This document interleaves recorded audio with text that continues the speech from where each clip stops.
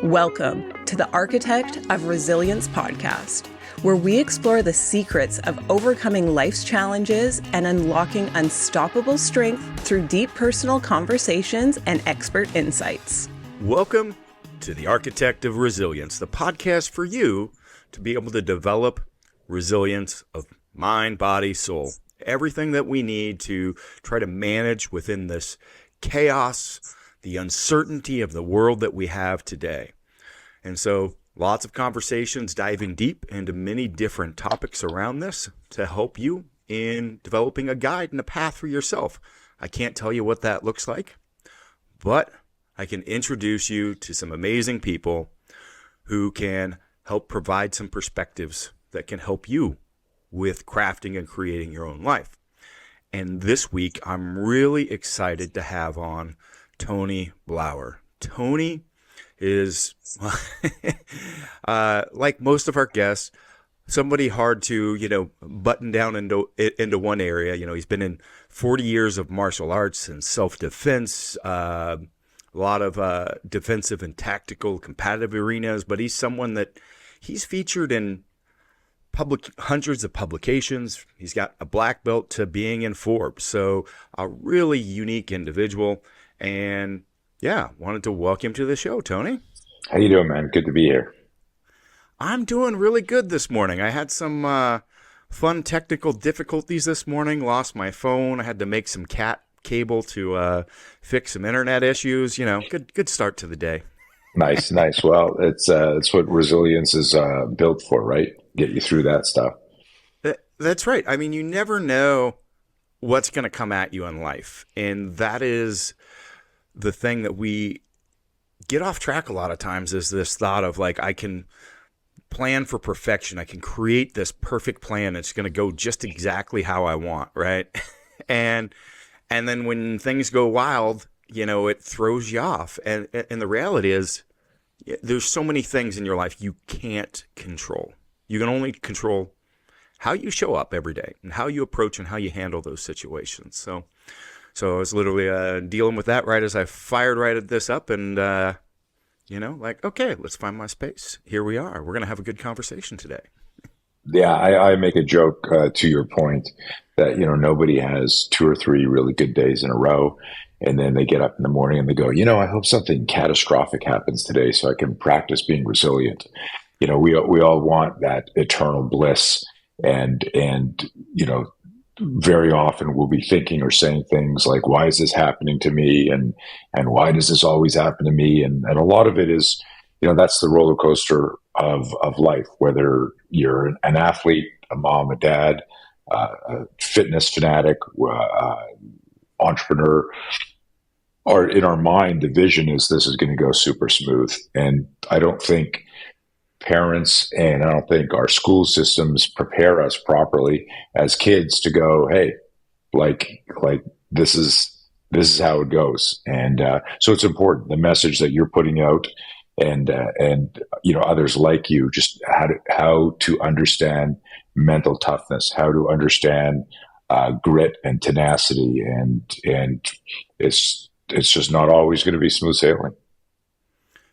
Yeah, you need to look for those opportunities. Like you were just saying, sometimes it's like, I need to have things go wrong. If it's going right, like, oh my God, I should be worried because something is going to happen. Well, that's your time to practice this. Because just like going into the gym to get stronger, if it's easy all the time, month after month, guess what?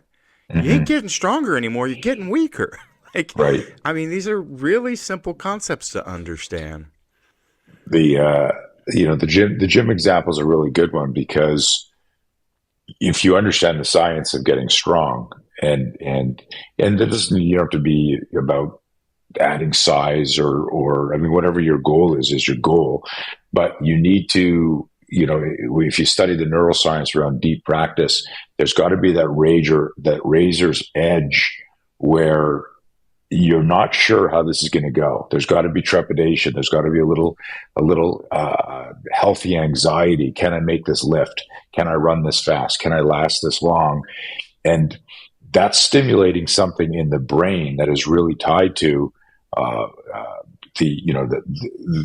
like the neuroscience. It's interesting, you talk about the mind, body, spirit. I know you're a fan of that whole holistic approach. When you're doing anything, and I guess where I was going with this is because most of your audience, I would assume, are huge fans of your accomplishments, your life's work, what you bring to the fitness side of things, not realizing that there's a huge metaphor for life in all of that. You need to do hard things, and then when you do hard things, if you want to take some time off and not do hard things, you've got the bank account. I've done the hard things. And then if something hard comes up again, you go, okay, how am I going to strategically and tactically approach? And all of this can be learned in the gym if you've got the right mentors around you. So I thought that was interesting. Yeah, I've often said that there's so many lessons that we can learn in these things. Like, for me, it's the gym, but you see people don't use those lessons. Like they completely have a disconnect of those and then where it affects their life. And they want to think that somehow it operates a different way. Can you talk a little bit more about that as it relates to the type of training that you do in regards to, those neuroscience components of, inoculating yourself for being able to, handle those situations? Yeah, sure. I've been teaching now for 43 years, started martial arts when I was 7 and 63 now. So it's really been my whole life. In the beginning and for many years, the focus was just the physical, right? And I think this probably is a shared experience with people who go to the gym. They want to get stronger, they want to get bigger, they want to get faster, and it's just all physical. They're not realizing that there is emotional, psychological value to it, but you won't realize it until somebody points it out, or you might have your epiphany on your own. Big fancy word for light bulb moment. But oftentimes we need a coach or a mentor there to say, hey, remember this. And I can remember people when I was in my 20s telling me things, and I'm like thinking, I'm invincible, man. Like, what are you talking about? I don't need to remember this. It just sounds like a cliche. And here I am, in my 60s telling young people things that I know they're probably thinking, who is this crazy old man like telling me this shit, right? Because when you're in your teens, 20s, 30s, you think that like some of the rules or laws of the universe don't apply to you. So in terms of specifically answering your question about the neuroscience in our work, and it's why I started to say, like, initially it was just all physical. And as I fell in love with the art and science of not just practicing self-defense, but teaching it, I got a lot of immense value helping other people, because I could see the fear in their eyes. If someone truly wants to learn self-defense, like legit people, there's a fear about the violence that they may face. And especially, the stuff I started in the 80s has more relevance today than it ever has. The world's just nuts right now. But what I realized is I was putting people through physical stuff, and I had this one famous. I'd say famous because I've shared it so many times. It's probably the origin story of how I started doing like a self-defense protocol that is truly based on science, which you can appreciate because there's a lot of just crap out there. But this is, how do we blend neurobiology, kinesiology, psychology, and if we reverse engineered how we were going to move and think when it comes time to managing danger or violence, it would be based on science, not based on, some kung fu idea or some martial art or something exotic or something choreographed or coordinated. But I didn't know, like, that's a great hypothesis. Like, as two entrepreneurs, we could get together and go, how do we change the world? Let's do this, right? So I didn't have that hypothesis in the 80s. As I said, I was doing stuff from the physical side. And I loved boxing, and I was really good at Taekwondo, and I wrestled, and I was doing what would be back in the early 80s, a version of a mixed martial art. And there were lots of people doing stuff like that. But at the time, I lived in Montreal, Canada at the time. And I get asked to teach this 15-year-old kid some kind of bully prevention tactics. Long story short, I start training him, and I'm teaching him what I know. And I loved the coaching. I loved it, enjoyed it. And so I'm 20. It's 1980. He's 15. He's got this bully issue at school, and I'm teaching him how to slip and bob and punch and kick and grapple and stuff. It's all physical. Nothing about fear, nothing about emotion, nothing about mindset, nothing about de-escalation, nothing about legal, moral, ethical. Like, just, you don't think about that shit when you're 20. And he ends up having a confrontation with this other bully and gets dropped like right away. Left hook just drops him. And he tells me about this, and I'm like, holy shit. It's like, Mitch, like, why didn't you parry, block? Why didn't you zig and zag? Why didn't you any of the shit I taught you? And he goes, he looks at me and he goes, well, we were fighting, it happened at school, and it kicked off, and he shoved me and I shoved him. And then he says, I grabbed him by the shirt and slammed him against the locker bank and told him never to touch me again. And I'm like, as he's describing this, that he's grabbing the guy, I'm going, oh shit. Like, you just take away one of your blocking and striking tools if you grab the guy. So my brain is going like, what's happening with his other hand? And I go, and he goes, well, I was holding my books in my right hand, and I grabbed him with my left hand, and he dropped me with a left hook. And it was like, I make this joke that like the god of self-defense hit me with a lightning bolt and said, oh my God, we teach self-defense wrong. Well, that inspiration there was like spawned this whole idea of scenario-based training. Starting, meaning I would only look at real events in the real world and then reverse engineer the experience. So that became the stress inoculation, because we weren't in the ring just sparring.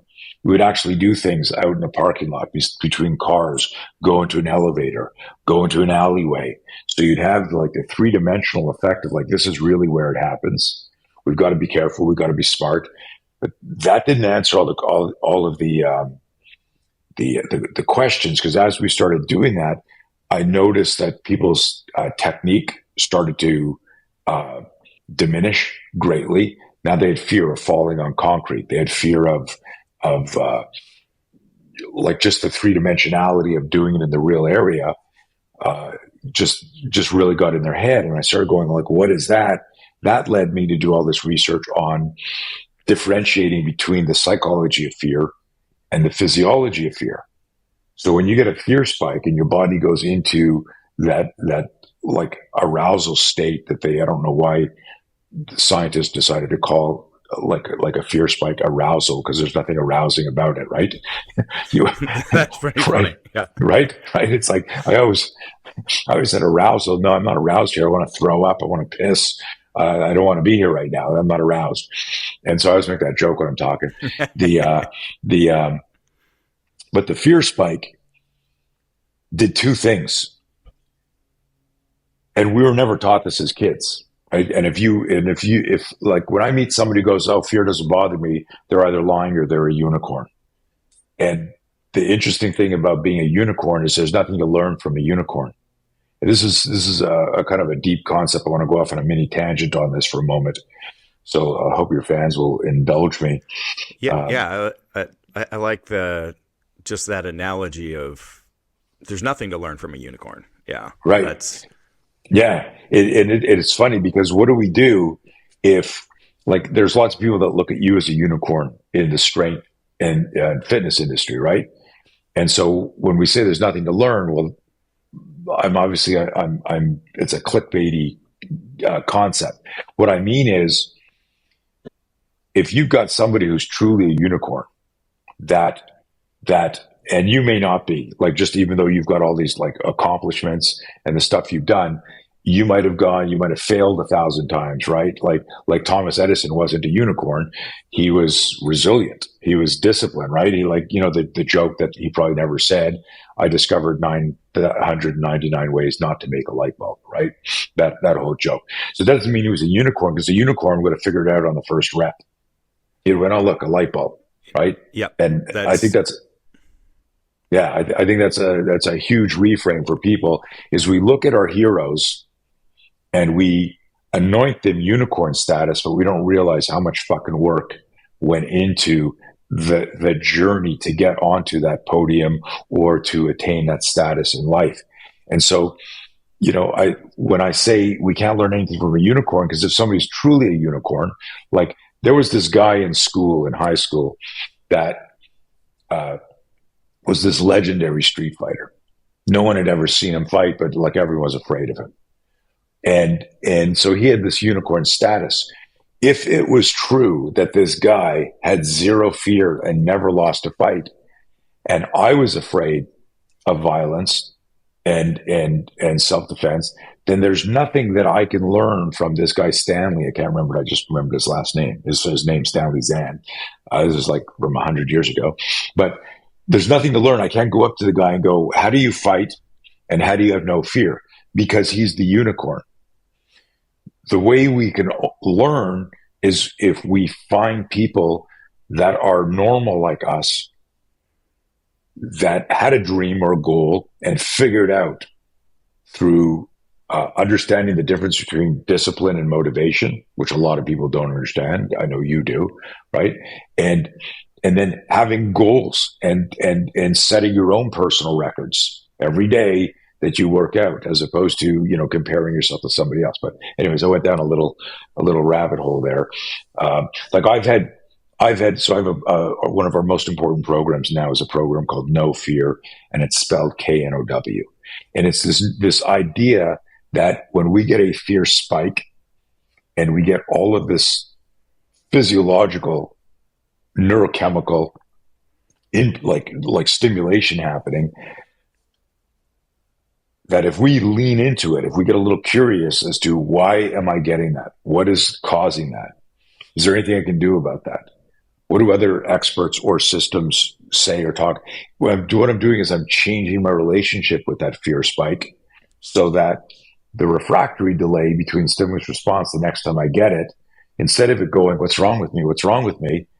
Or I feel like shit right now. It's like, oh, this again. This is a familiar feeling. I get this before this event or this talk or this or what have you.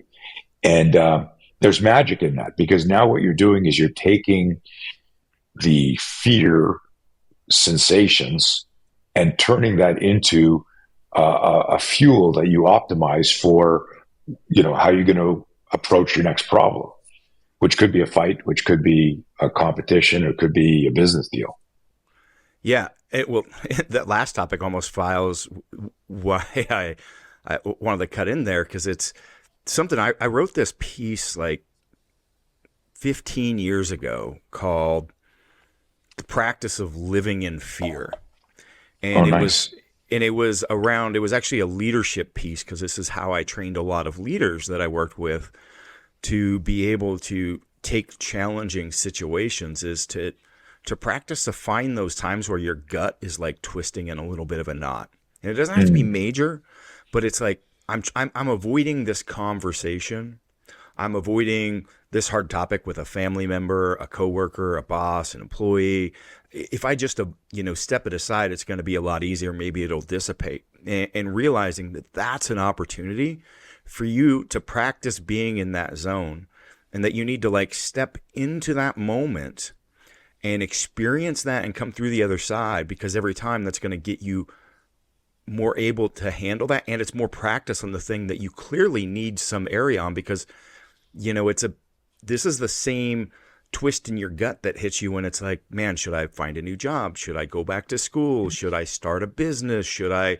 Right? And so you're going to have these bigger moments of those mixture of fear and anxiety, or arousal, as you said, right? Which is, it's not a comfortable feeling, but knowing that and going, I choose to do that. And I choose the micro moments of it, because what you're describing with the practice for the fighting is like, if you're normally going to combat training, you go, okay, I'm going on Tuesdays and Thursdays and Saturdays at 5 to 6, right? So you've got that in your head all week. You're ready for it. You're driving to the gym. You're getting mentally prepared. You walk in. You have like all these preparation moments to like get you ready to, okay, now I'm up, I'm in the ring, I'm practicing, and I'm ready to take on these challenges. In the real world, it ain't fucking like that. Right. Right. I dig everything you just said there, and it's really it resonates and consistent with everything that we tell people too. In fact, I think you'll dig this. I tell people that anything outside your comfort zone can and usually will trigger some sort of little fear spike. If I ask you to, if I say, hey, what's your PR for this? If I put a butterfly on that weight, or a fractional weight on there, your brain goes, shit, I wonder if I can do that. I'll put you in doubt, and that'll change your physiology. What you don't want to do is have that sensation be your inner coach. And that was me growing up as an athlete, where no one ever told me, hey, adrenaline feels like this. Butterflies means you're getting ready for danger or excitement, or it's outside your comfort zone. No coach, mentor, guardian, or parent ever reframed it. So I would go into any type of competition, whether I was wrestling, gymnastics, tennis, skiing. I would go in there nervous as shit because I wanted to do really well, because I knew I was a good athlete, but I was focused more on the feelings of fear than on the course strategy or the game strategy. Why was I distracted? Because no one was having the conversation like we are, right? Think about think about if we had listened to this when we were 15 years old or 12 years old as a young athlete, where someone's going, it's okay to feel this. Because Chris, here's the thing that they tell you to, push it down, to hide it. It's that like, the messaging back then was so different. Like even our 5-year-old, 6-year-old daughter, we're having these conversations as it's like the night before her first day of school, like her butterflies in her stomach. Well, that's because you're excited about it as well, and it's uncomfortable, but it means it's a little of both. And so we have those conversations, but the verb, like it was, you need to be, high performers don't experience that. You need to shut that down. And they all do. We just never talked about it. And they do. Everything do. Yeah. I do in our no fear workshop that I do for companies and business people and teams and stuff like that.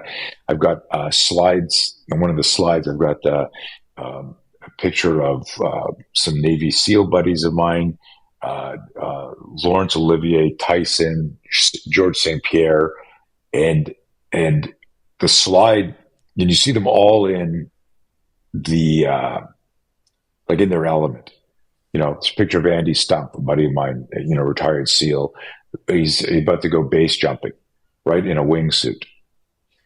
What an insanely dangerous thing to do, right, for like people who don't understand that. Then there's like Laurence Olivier, like one of the great Academy Award winning actors. And I got a buddy of like a team about to make entry, and then a picture of Tyson jumping across the ring, like ripped and shredded. Another shot of George St. Pierre doing a Superman punch. And I said, these are all, here's combat in the ring, combat down the range, somebody jumping off a building. Here's an actor. What do they all have in common?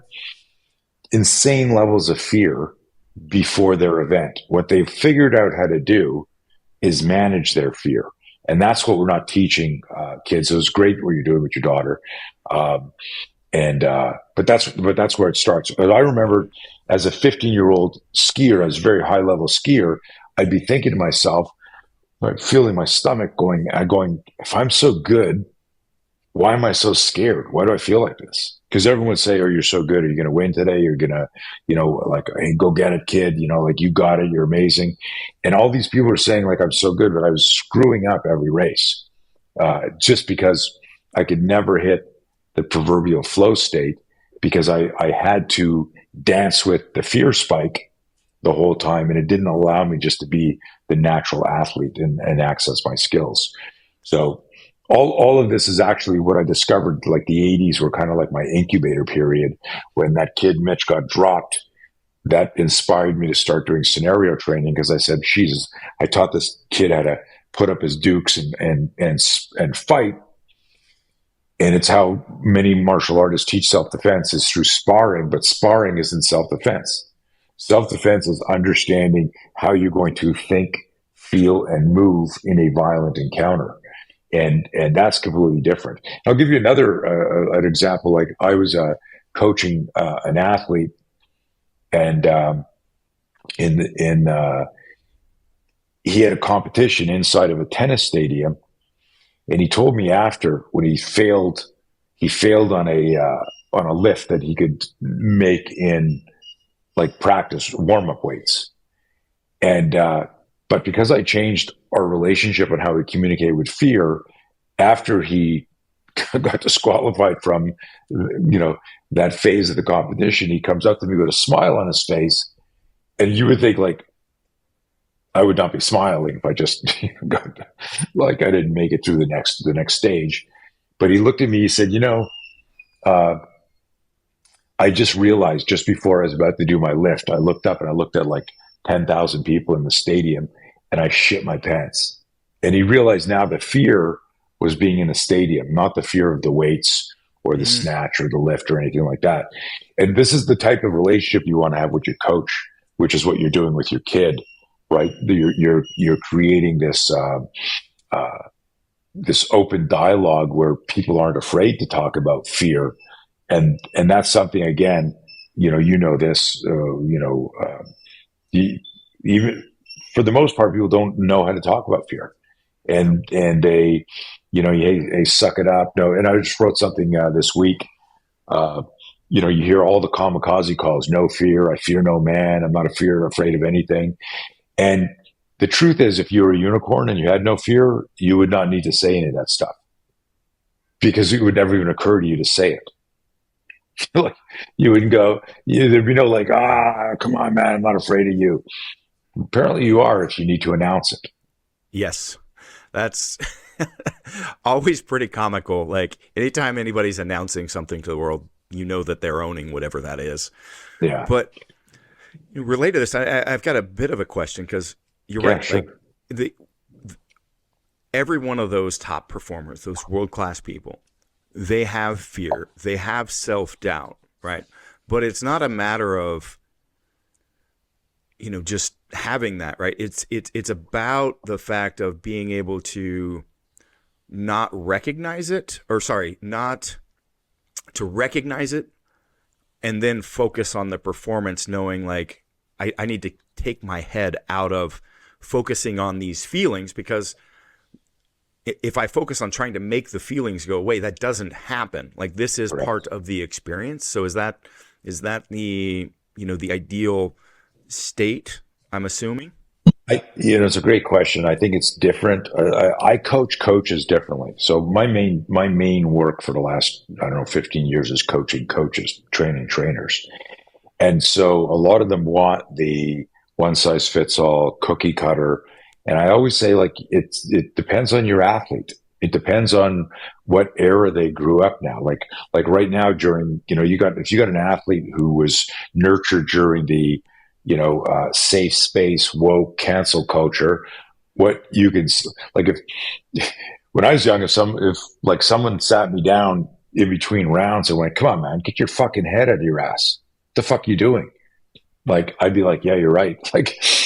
But you'll get fired if you talk to somebody now, like that. So I'm making fun, but I'm being literal. Also, I've been in,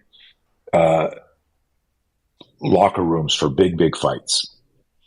And, so unless you're like a Conor McGregor level where you got your own room, a lot of places you'll have, 4, 5, 6, in some events, if they're not too big, 8 other fighters, red corner, blue corner, and you got 8 people. And this is an interesting thing to think about from this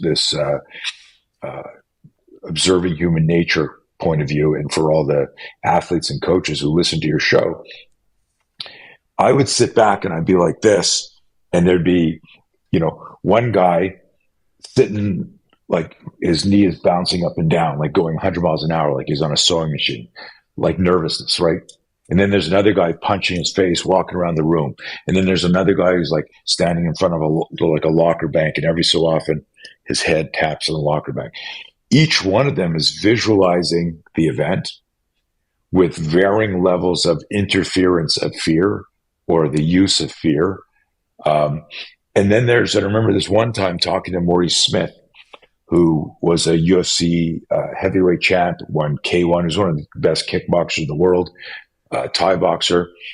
And he got to the point in his career where he'd put on headphones, like your classic, like you've got on, like, Bose or whatever the big one of the day was.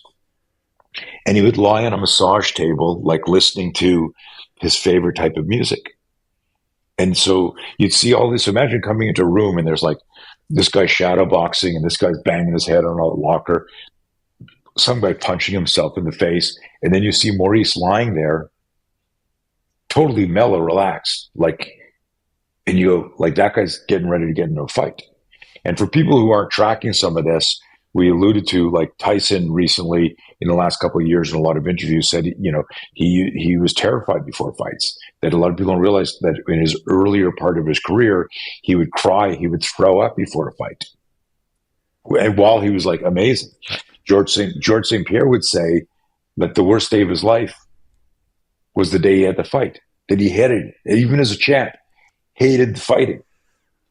And I think I would be dry heaving when I would be walking up to prepare for a lift. I'd be throwing there you up, go. Dry heaving with it. And I did the very, like, it was all about super chill, super mellow, like saving everything for that distinct moment. And then as I would walk up, like trying to funnel and channel all that energy, that excitement, that arousal, because there's only so long, like, that level of neurological, heighten. I could only do a couple sets, couple reps, and sure. If it was done.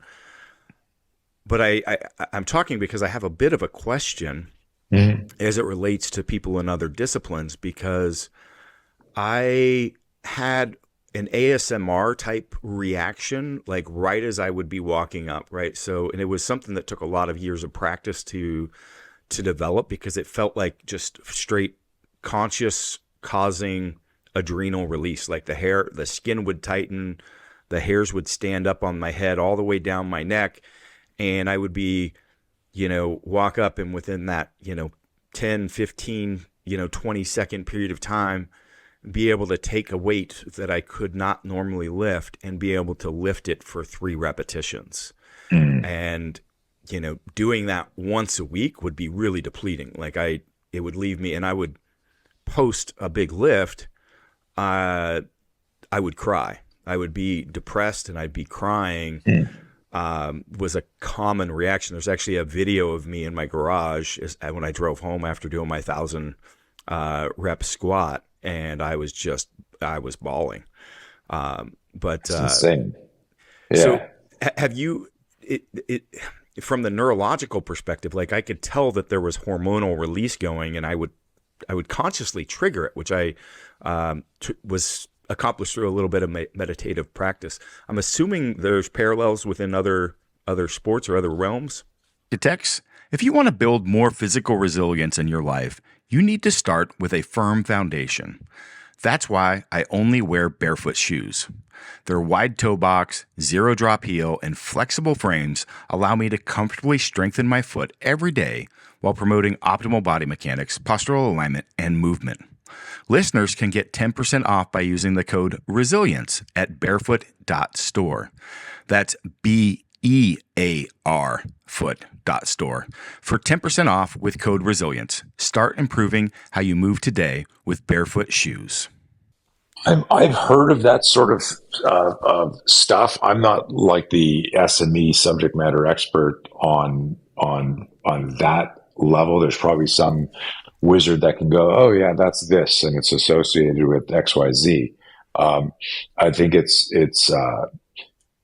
highly unique. I know that certain people, and I've read about this and spoken to some people, when it's almost like a post-traumatic reaction to something where you've built your mind and body and spirit for this event, and then you do it, and it's an insane release at every level. And then there's almost for some people like a phase of depression after it, because now you're like, that whole time that you're moving and getting ready, almost like you said before, like, you're going to the gym Monday, Wednesday, Saturday, that you're going to make this lift on Saturday, and you might have known that for months, weeks leading up to that, and so it's an amazing amount to your credit of like a crazy level of mind control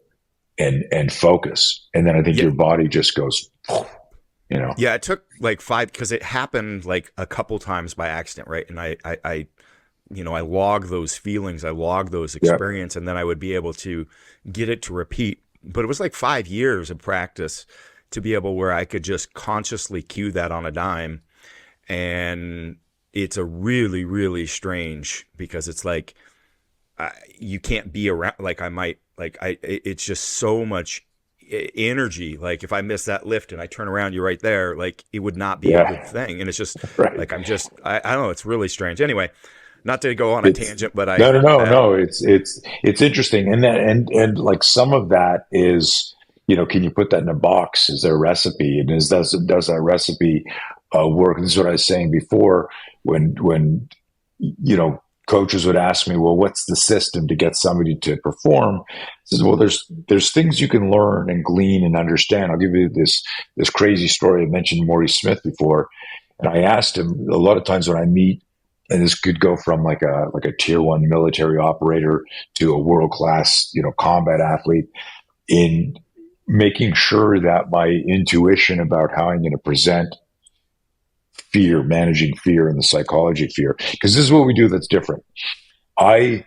While I'm not even say well versed, I'm versed in the explanations of like the science around fear and all that. It doesn't interest me. All that interests me is the psychology of fear. And I draw a line in the sand when people say, well, fight, flight, freeze, parasympathetic, sympathetic, limbic system, amygdala. I'm like, oh, okay, you're boring me. I want to go to sleep. Doesn't matter. It's what happens as the output, right? Right. And I go, none of that matters. Someone that sweats a lot, this guy doesn't sweat. Who cares? Their nervous system's doing different things. They both have to compete and do well. What I'm interested in is, what is that athlete, what is that entrepreneur, what is that man or woman or kid thinking? Because the mind is what's going to control the body. There's no such thing, in the literal sense, the way people use it, there's no such thing as muscle memory. Your muscles don't do things on their own. There's neural patterns. There's a myelinated neuron. There's education, and this is what the power of that whole mind-body connection. But I don't find myself going for a run because my quads and my glutes and my hamstrings felt like running, right? And I go, I don't feel like running today, and then my mind says, you're going for a run.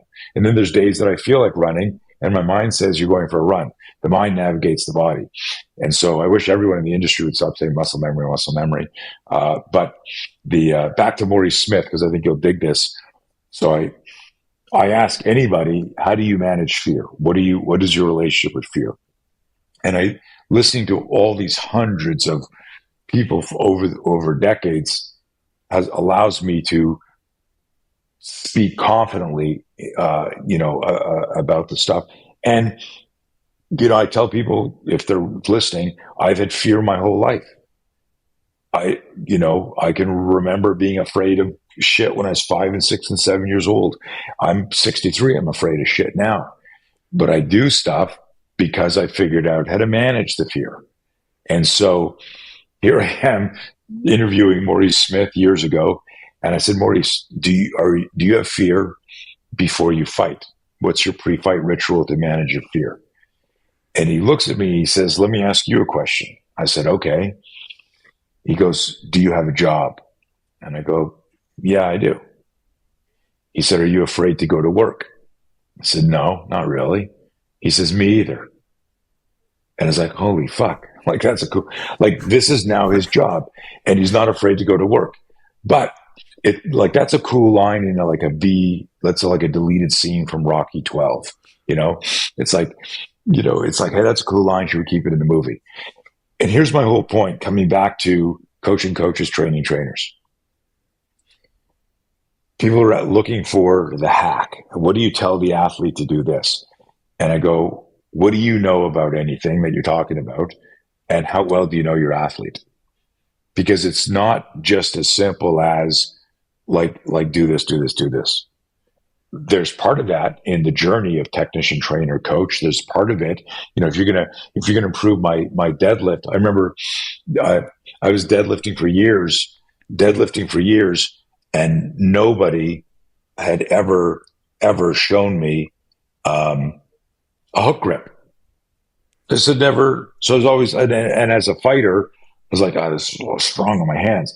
And one day someone says, that'd be easier if you had a hook grip. I'm like, what's a hook grip? And they go, are you kidding me?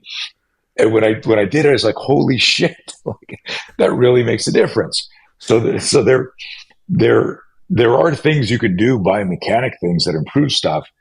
But I kind of break down the journeys like this. The technician is going to show you how to hold your hands, how to move, how to do a palm strike, how to do an elbow, how to do a lift, where to put your feet in general. The trainer then comes in and goes, oh, I notice you're an ectomorph. I thought you were a mesomorph on the phone. I go in and do something differently. Oh, look at this. You need your feet angled like this because your hip mobility does this, because your femur is this long. And now the trainer does all this stuff. When somebody fucks up in life, that's when the coach has to come in. And so you just struck out at bat. Let's switch sports. But you're on the team. I don't need you to go to batting practice. You're on the team.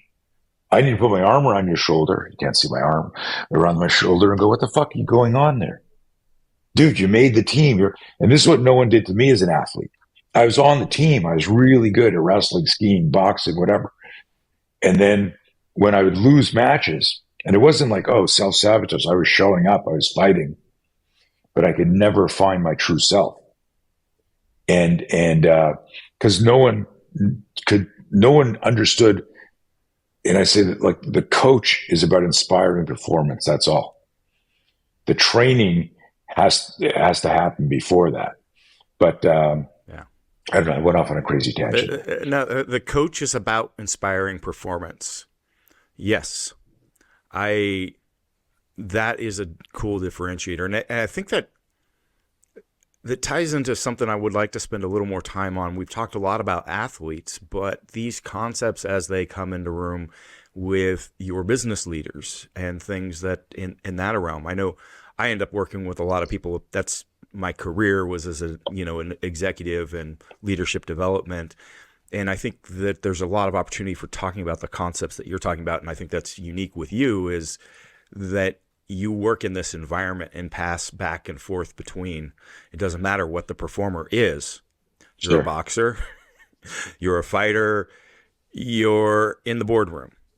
Do you have some examples or some ways that you look at this in a different manner with those?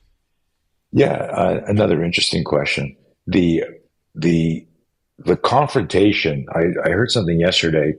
I don't know, it was early this morning. Some entrepreneur in Australia, and he said, I look at the boardroom like Battle Without Bullets, something like that. Maybe I just made him sound cool because that that sounded interesting. But it was just like this. Like, the battle, what's the battle plan? And there's going to be fear, and there's going to be danger, and there's going to be strategy, and there's going to be tactics. And he described it as battle without the bullets. And I thought that was interesting. Obviously, I'm very close to a lot of people in the military and law enforcement, and hopefully nobody's so sensitive that they're offended by that. It's just a metaphor. But obviously, real violence is very different than Very different. Like, somebody's looking for a problem if they're trying to voice concern with that statement. But here's the thing: is like, if you got somebody who's like on his 10th cup of coffee and he's like having his second pack of cigarettes because he's afraid to make 10 sales calls because somebody told him he's got to do 10 calls a day, then he's in a fear loop. I've worked with some people that are so successful that screwing up a negotiation by fragments, by percentage points, could cost their company, $1 billion over time or whatever. And so there's like immense pressure on just going into, a meeting, a presentation.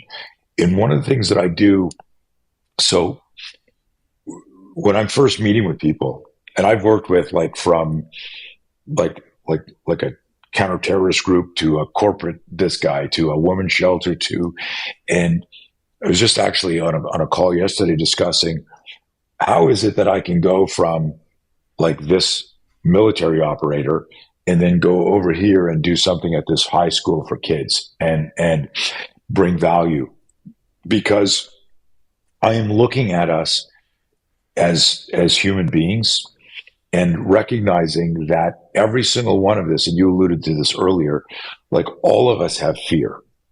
If are we going to be accepted? How are we going to do? How are kids going to go? How's our marriage going to go? Is this new business going to work?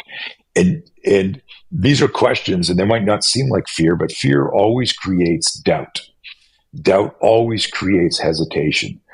Hesitation always creates procrastination. Now, doubt and hesitation aren't inherently bad on their own, because that's a moment of pause. Like, you're about to leave the house and you pause and you go, did I leave the stove on? Did I put the alarm on? There's nothing wrong with that moment of doubt and hesitation, as long as there's a positive outcome in that little pause, right?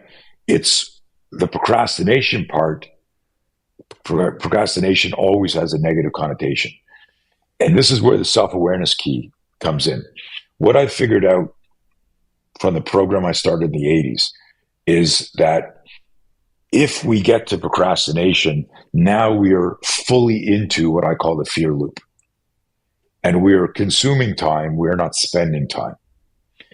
And if you don't cultivate the self-awareness to understand that you're doing that, that becomes a neural rep for future procrastination. So to go back to your question, like, how does this work in the boardroom or in business or entrepreneurs? What I do is I come in, I go, look, I don't need to know anything about your company or your business. I just need to know that in the same way violence likes speed, the market likes speed, business likes speed. You ever go out with someone and go, hey, Chris, let's go to dinner. Okay, where do you want to go? I don't know. Where do you want to go? Where do you want to go? You want to go to sushi? I don't know. How about steak? And we can't decide. We're wasting time. And then it's like, oh, shit, we spent so long talking about where we were going to eat. And I'm using a stupid example, but when we procrastinate, we lose opportunities. And what is the only resource that we can't regenerate in life? Time. That is such one of those cliche things, right? When you think about when you're younger, that has so much power. Yeah, 100%. And so you hit the nail on the head. Time is the only resource we can't regenerate. So if any event, so you're a business, let's go, you and I are at a bar, and I'm happily married, but let's say at another time, I'm looking for a date. And I go, wow, look at her. You think, I think we should look at him. We should. And if I'm nervous to go say, hey, can I buy you a drink? And I turn to you and I start rationalizing why I shouldn't, and I'm wasting time. I turn around and someone else is already talking to her. Again, I'm giving just stupid random examples that anytime we have self-doubt, it'll always create hesitation. That's okay. But that's like a nanosecond. Check. Now what happens is, and it was one of my favorite quotes ever. I use it every week. Richard Feynman, he said, the first principle is never fool yourself. And remember, you are the easiest person to fool. And what he's referring to is the rational lie that we tell ourselves for why we're not going to do something, why we're not going to follow through. Or you said it earlier, you talked about it, in that article, which I'd love you to send me on fear, that if you look for, or you take advantage of any time life presents you with something that puts your stomach in knots, if you lean into that and try to figure out why that is, how am I going to go through this, what do I got to do next, then that gets easier and easier, and it makes you tougher and it makes you more resilient. But here, let me tie this to our fear loop strategy and the neuroscience of fear. Is every time you do that rep, you experience what's called stress inoculation. And if you're thoughtful and you're introspecting on the rep, so you go like, I don't want to hit my head on this again. I don't want to stub my toe on this again. What have I learned? Now, and I'll use public speaking as a great example. So it's the number one fear in the world: not getting raped, not getting murdered, not getting dragged off to a secondary crime scene and tortured. If you ask the average person what their number one fear is, for most people, it's public speaking. And that's been at the top of the list for decades. And so I've been talking for years and years and years. I'm not afraid. If you've asked me what's the number one fear, public speaking is never going to come up on my list. But I've been to events where, and this just happened like a month ago, I got called to go do a talk in Florida at this famous, where they have symphonies or whatever, for 2,000 people in this famous building. And a buddy of mine asked me, it was for a charity. I said, yeah, I would do it. As an entrepreneur, we always say, yeah, okay, I'll do it. And they go, holy shit, what did I just agree to? And then I get off the phone with them, and I realize what they asked me to do is, I've never done a TED Talk type thing. I can't do constrained. I want to, like if the conversation's going, we're flowing. So most of my talks are half day, full day, or week long. Like I'll go work with people for like 5 days. And so they said, hey, can you do this? Will you do this? I said, yeah, absolutely.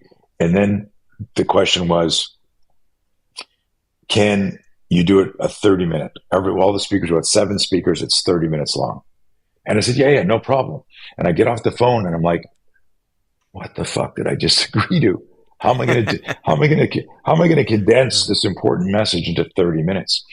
And my heart started pounding, and I got butterflies, just like I was 15 years old about to do the race that I caught my tip on and fell. The same fear. Fear can't differentiate between an imagined synthetic stimulus or the real stimulus, which is a cool thing to understand. Anyways, long story short, like I get a call from his assistant like a day later. I pick up the phone and I see this here, and I see the message from the person, and this goes in my head. Here I am, 63 years old, fear management expert, message from my friend John's assistant. And my first thought is, I hope they're canceling. I hope something came up. I didn't want the experience. And it was like, hey, we got your flight booked. Here's the hotel info. And I'm like, shit. And then the next text, I got, okay, something came up because I was a last minute addition. And then it was like, nope, everything's good. But here's the point of all this. I knew what I was doing. I knew that this was outside my comfort zone. And all I did, these are the steps that I teach like business people. I said, do you know how to speak? Yes. Do you know your subject? Yes. Are you good at your subject? Yes. Do you love helping people and sharing it? Yes. So you start breaking this down, you realize now you're left with, why are you afraid? What is exactly going on? And so fear of the known and fear of the unknown has a dramatic impact on what you're going to do next. And that's basically what I do with somebody. So I don't go in and work with professionals where I go, oh, you need to change your wardrobe, or you got the wrong pen. It's like what holds everybody back on the planet Earth is their relationship with fear. And there are people, and I use this as an extreme example, like I've got friends that have been in gunfights, which I would imagine would be a terrifying moment. They can manage their fear in a gunfight, but they can't say I love you to their wife, or they can't apologize, or they can't. I've had guys, I remember working with this full-time SWAT team, and it was in Texas, and these guys had been in a lot of altercations. And I said, okay, guys, we're going to take a little 15-minute break. Are there any questions before we break? And no questions. Okay, break. two guys come up to me and they go, "Hey, Coach Blauer, I got a question for you." It's like I just said, "Do you have any questions?" They didn't want to publicly speak. They didn't want to ask the question in front of 11 of their buddies that they'll go into a gunfight with, but they didn't want to ask a personal question. Yeah. So to me, that's an amazing thing. Yeah, their life, they put their life on the line, for the brothers, and yeah, can't ask a question like that. I want to dive into this Built to Survive, like where this program that you've started in the 80s has evolved to today. But I've just, I've got some things running through my mind based on what you've said so far around this inoculation of fear and this concept of time. And it goes back to that practice of living in fear.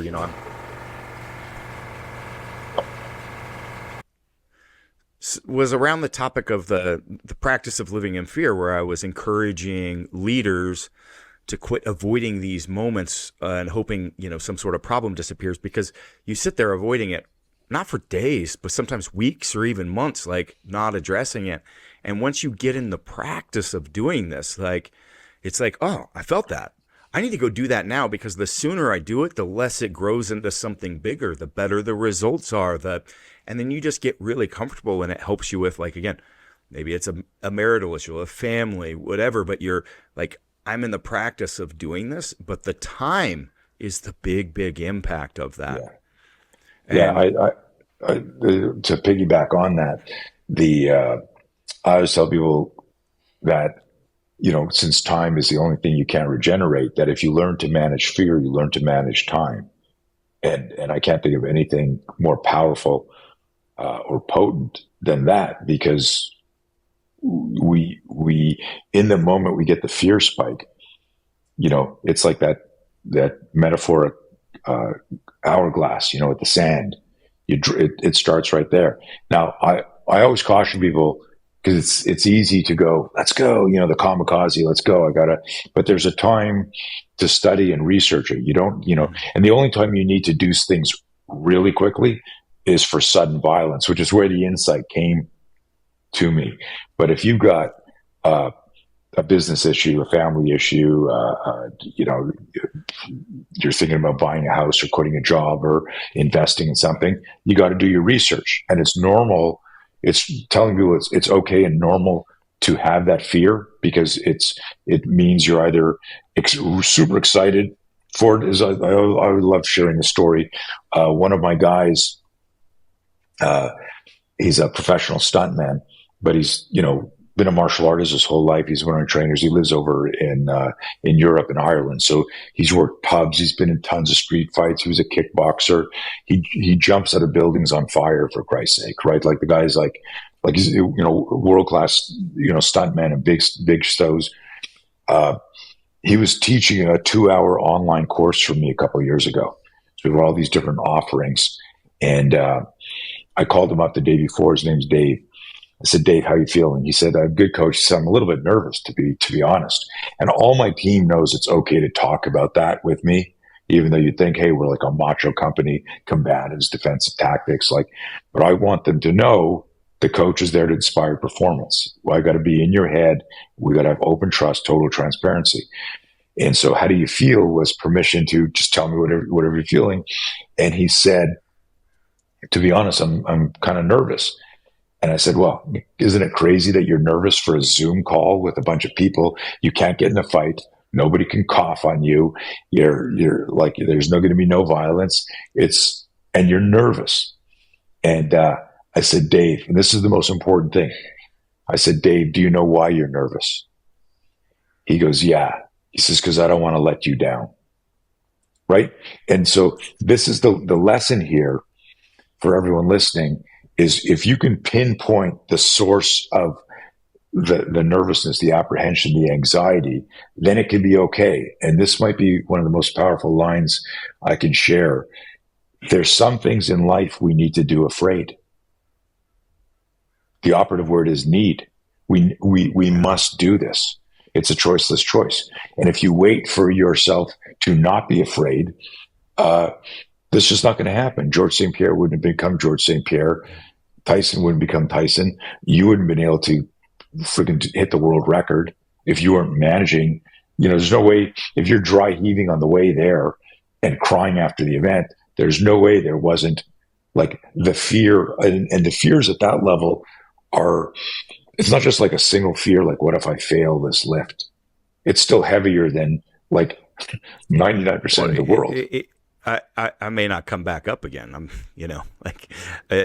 walking the same. Like, you Right. got 1,000 pounds on your back. Like, you go down and you get out of position. Yeah. It could be very catastrophic, right? Yeah. And that obviously, that would obviously inspire fear in a huge way. But there's other factors that can distract and are also part of it from just, sometimes we do things we don't realize. If we're anticipating an outcome, we're now thinking about what this could mean for our career or our endorsements and those are also fears that can change, like the tactical position you need to be in, during the event. I was working on that for a course of 5 years, and the last year vocal about it. And here's the date. This is the performance, when it's going to happen. All that comes into role. But sometimes you need to go into things with fear.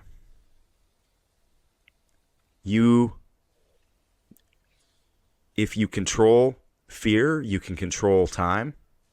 Yes. And the other third one was that I really loved the course of this was,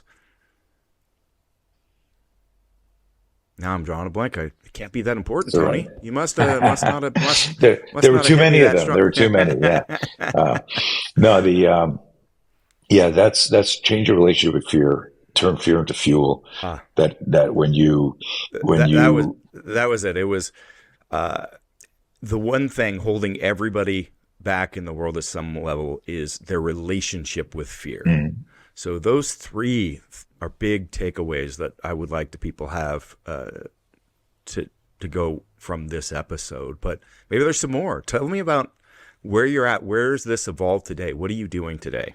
Let's talk about maximizing your strength and resilience. When chasing my 1,000-pound squat, I made my own supplements out of necessity to help push my body to its physical limits. So I founded Build Fast Formula because I needed supplements that actually worked every time I trained. All our formulas are backed by peer-reviewed research and third-party informed sport tested for quality and safety. Listeners can get 10% off by using code RESILIENCE at buildfastformula.com.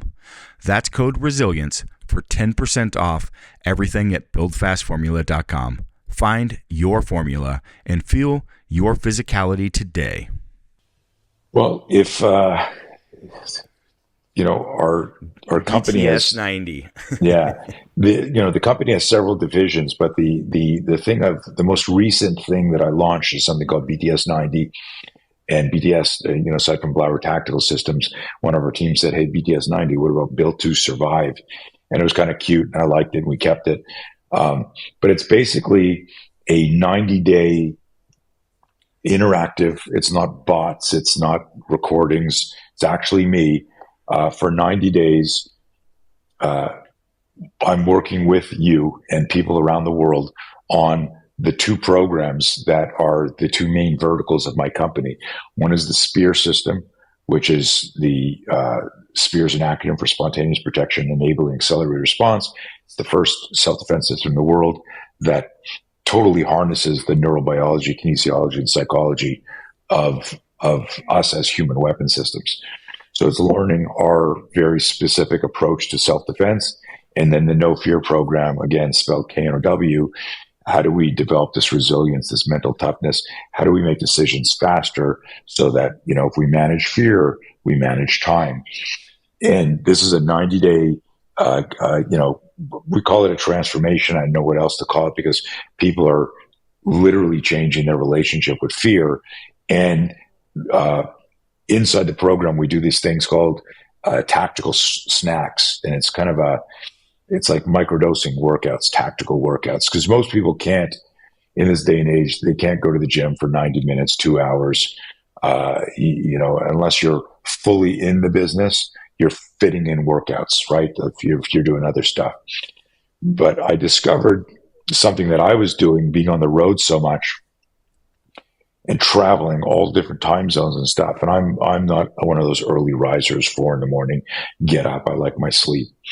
But I realized that I was sustaining and maintaining my speed, my power, and my movement by doing a bunch of little workouts.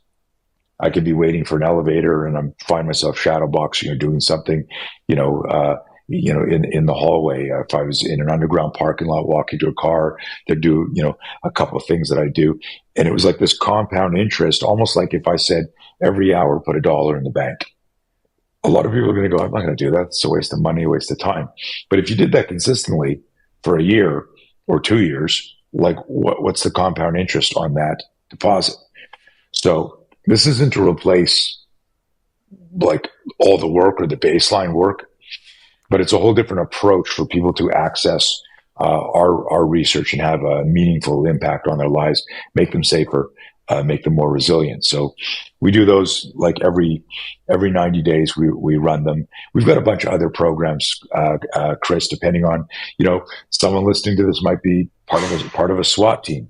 And, if they go to our website, they're going to go, oh shit, we've got tactical training that we run, every month. There's courses going on all over the world.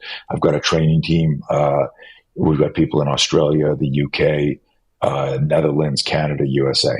So there's tactical training. There's the mindset training, but that's the one that I'm having the most fun with because it's allowing me to connect with people all over the world is this new one, this BTS 90. And like I said, I'm in touch with everybody every day live. And then once a week we get together and have a really interesting call. So it's actually me. And I say that because I've seen a lot of people who have programs out there and they're evergreen. There's nothing wrong with that, but it's like a recording. But this is actually interactive and live. Love it. Love it. Well, where can people find you, Tony? Depending, I'm on all the social media platforms, LinkedIn and Twitter, and I probably post most to Instagram. You'll have to write my whole name in there because of course I'm shadow banned, and so that's always fun. And my main website, blauertrainingsystems.com. My last name spelled Blauer, Blauer. And check that out and check out our.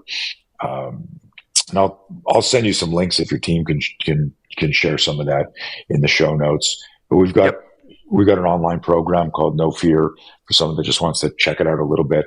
It's a 97-minute program that's been very, very powerful. And it's like you. If I wanted to hire you for the day, it's going to cost X. It's like how am I going to get you? And hopefully, what we need to do as entrepreneurs, like find the gold in our message and make it more accessible to more people so we can help them in their journey. Awesome. Well, this concludes the normal portion of the podcast. Of course, we've got the $1 million question. Tony doesn't know about that yet, but with our $1 $1 million question. So for $1 a month, you get access to the additional question and our Discord group. So go check that out.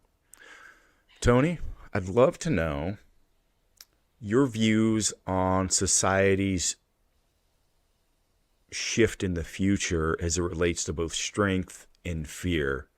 I know there's a lot of changes with our culture and things, and just like in the strength training realm, some of the stuff like combat lifting was kind of frowned upon. Before there's, people view iron therapy versus talk therapy. Like, what do you see as some of the shifting norms as it relates to resilience and also management of fear? Wow. So there's a lot in that. So pick up whatever you want to and go with that. So it was, So if people can't see how fast the world is changing and not for the better, then they've been in a coma or they're blind or they're part of it, because the change in everything in the last 3 years has been insane. And if you don't see and you don't realize that being strong is going to be a huge asset in the future. I mean, it always was, right? In anything you do, whether you were an accountant or you were a manual labor, being strong was always, the way to go in terms of health, in terms of strength, in terms of recovery, in terms of just your own resilience, just to, the shit going on in the world. You can't get strong if you aren't mentally strong. There's no way to build muscle or stick to a plan. And you could be a freaking runner. You don't have to be a strength bodybuilder type. So there's a definite correlation between like mental toughness and strength. And I think as we see how soft the world's getting, that being one of the strong people out there is going to be like a huge asset in the future. The missing wild card for all of it comes back to something I think we talked about in the whole show, is again, managing our fear. Because you can be strong in the gym and still be very fearful in life, in your relationship or in business, or, as the government says, okay, we're taking this away, we're taking this away, we're taking this away. How are you handling that voice in your head as you realize? And it's something that I wrestle. It's why I'm shadow banned on a lot of places, because I'm just not quiet about it, and just reminding people, hey, I don't know what's happening. I know that there's something wrong. You don't need to be a rocket scientist to see that.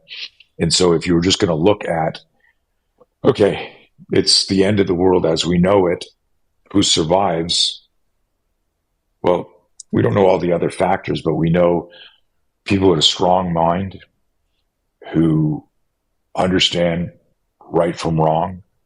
And I will say this, we didn't talk about it in the show. When you develop the skills to manage fear, you improve your self-awareness.